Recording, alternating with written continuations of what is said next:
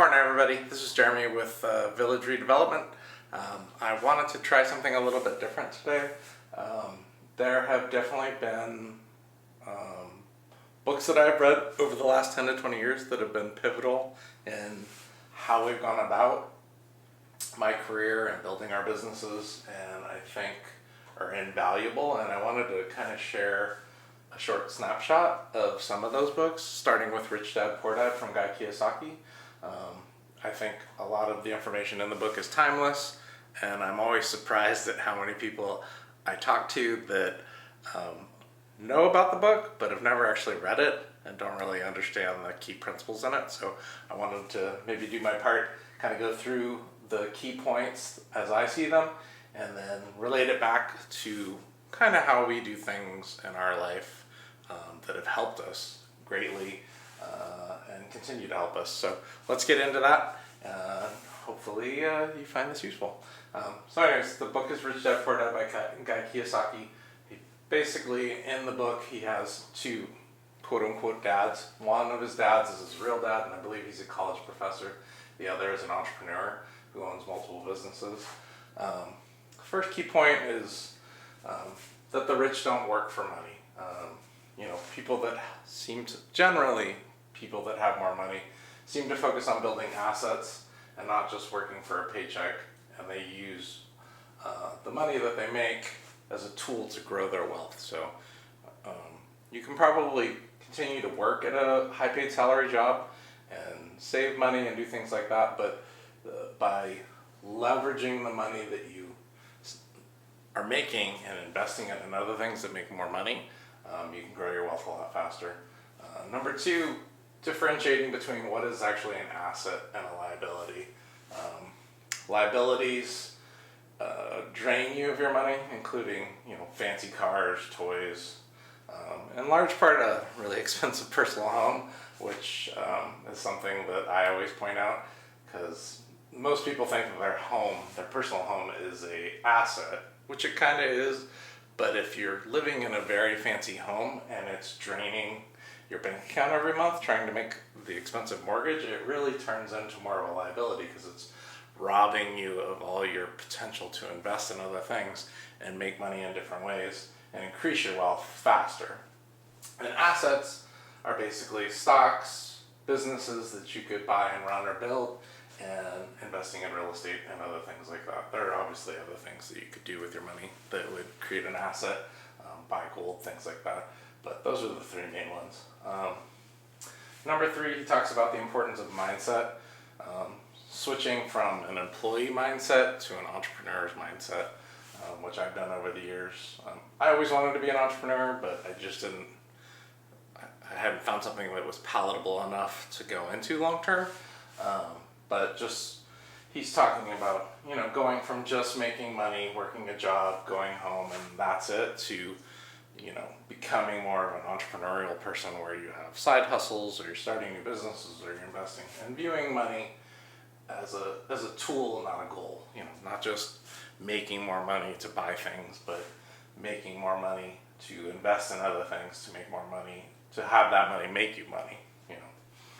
Number four, he talks about what he calls the cash flow quadrant, and that's basically four zones, starting with being an employee, to self-employed, to being a business owner, to the pinnacle of being an investor. Not necessarily working at your business, but working on your business or investing in other people's businesses to make more money. So, obviously you start as an employee, then, in our case, we became self-employed. Now we have a team, and I'm more of a business owner, and now we're, investing some of that money that comes off the business into other things that make more money, which can be really powerful. But number five, he talks about the power of corporations, which I won't get totally into that, but just using businesses to grow and protect your wealth, and leveraging tax advantages to save and invest in other things. And our example, just being able to write off so many things against your business, especially if your business revolves around your hobbies or passions like ours does.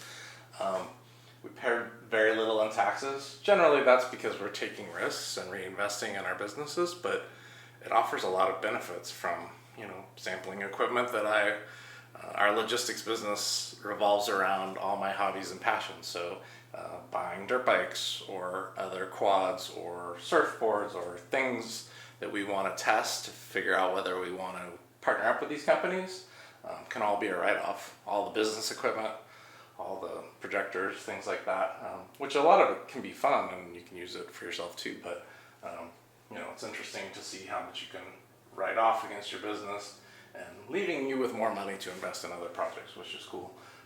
Number 6 talks about working to learn and not just to earn.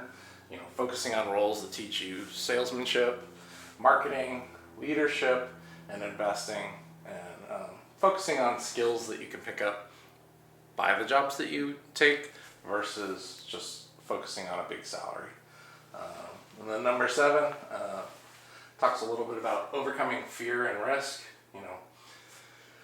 We all have fears. I have fears. In large part, maybe I haven't grown my businesses as fast as I could have, but fear and the threat of failing holds a lot of people back from investing and taking risks.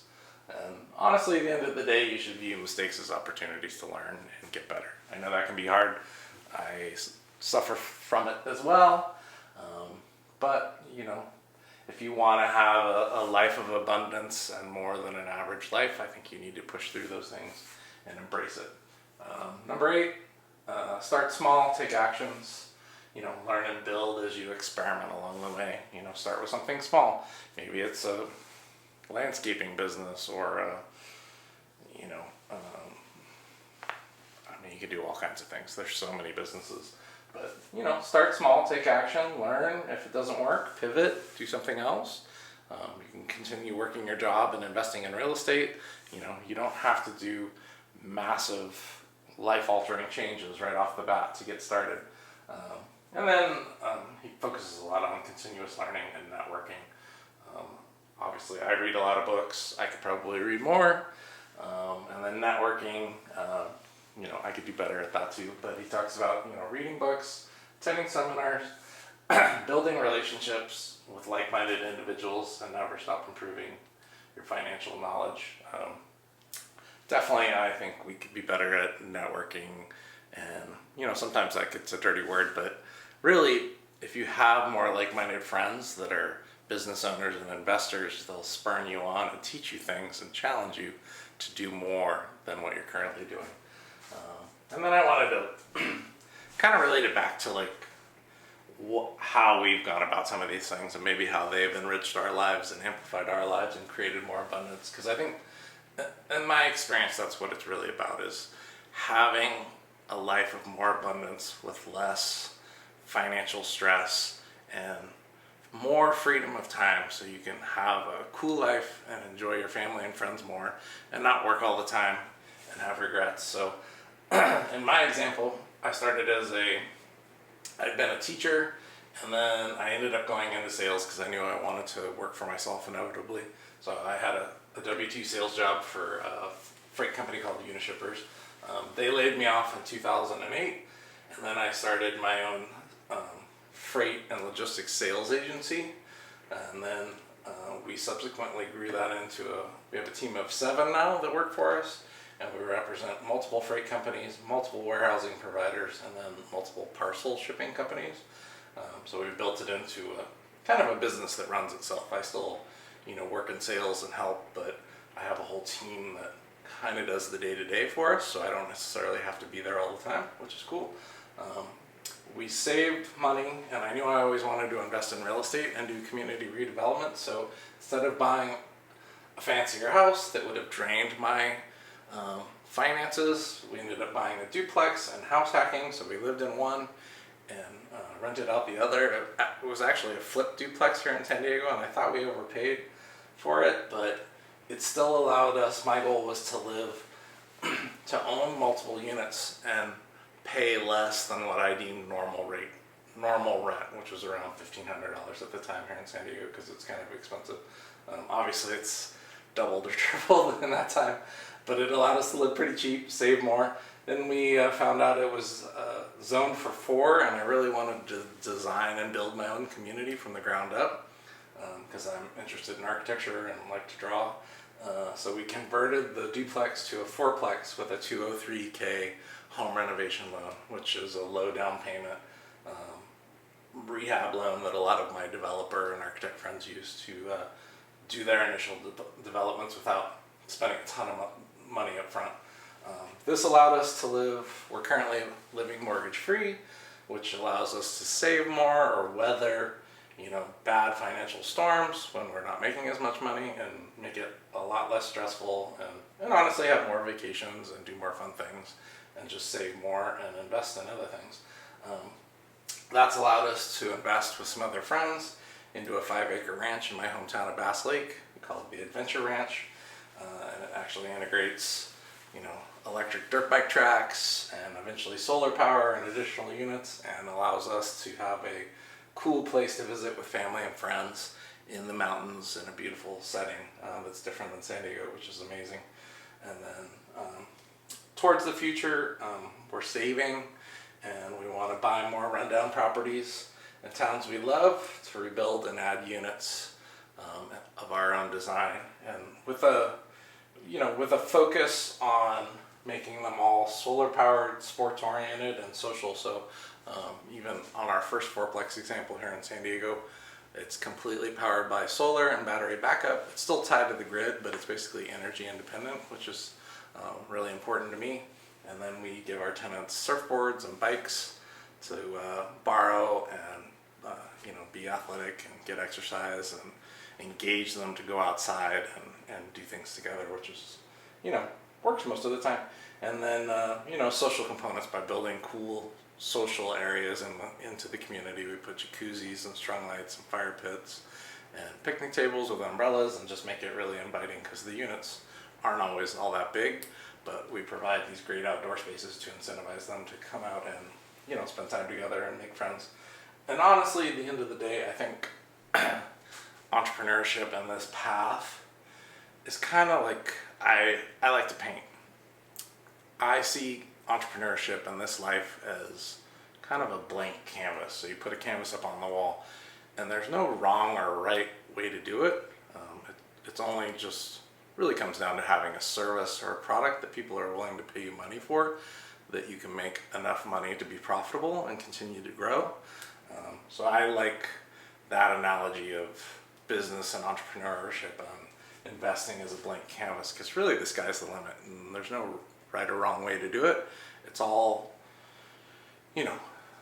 hopefully you're focusing on your passions and interests, and it makes it even that more exciting, because maybe you can create change in those small ways, pursuant to things that you like anyways and would do basically for free, which is kind of how I feel about a lot of our businesses.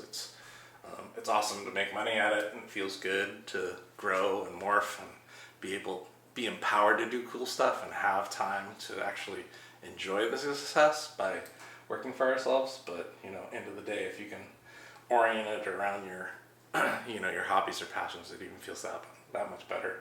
And honestly, working for yourself can be a bit of a grind too. So it's nice if it involves your hobbies and passions, so it feels less like work. So I don't know. That's my assessment of Rich Dad Poor Dad and how we used it to empower and amplify our life and have more abundance and less financial stress. So if you have any questions or any examples of how you've used some of these ideas from Rich Dad Poor Dad or other things I've talked about, feel free to comment, and I'd be happy to connect with any of you. As always, my email is jeremy at villageredevelopment.com, or I'll give you my 619-885-8188. Anyways, I hope you're having an amazing week. Let's talk soon.